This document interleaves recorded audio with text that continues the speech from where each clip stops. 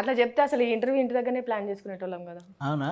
ఆ, రండి మంచిగా అంటే ఇంకోసారి. మీ ఊరు అంతా. ఈసారి మీరు రాకేష్ నువ్వు ఇద్దరు కలిసి రండి ఒకేసారి. థ్యాంక్స్. అంటే పెళ్లి తర్వాత అట్లీస్ట్ ఇట్లా ఈ రకంగానైనా మమ్మల్ని ఇంటికి ఇన్వైట్ చేసిండ్రు మీరు. మీరు ఎలాగ ఇన్వైట్ చేయలేదు కాబట్టి మీ పెళ్ళికి.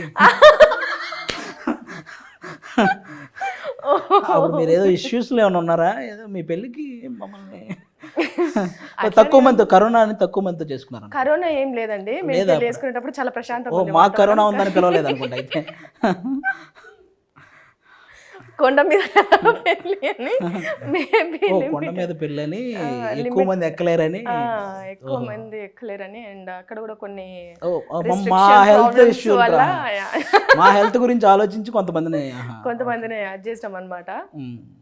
సరే మా పెళ్లి దాన్ని ఎటు పోయినా నా మీద రాకేష్ గారి మీదకి మీరు రెడీ ఉన్నారని నాకు మరి అర్థమైంది. కూర్చుంది నువ్వు కదరా, వేరే వాళ్ళు అయితే రాకేష్ గురించి మాట్లాడితే వాళ్ళు ఊరుకోరు కదా.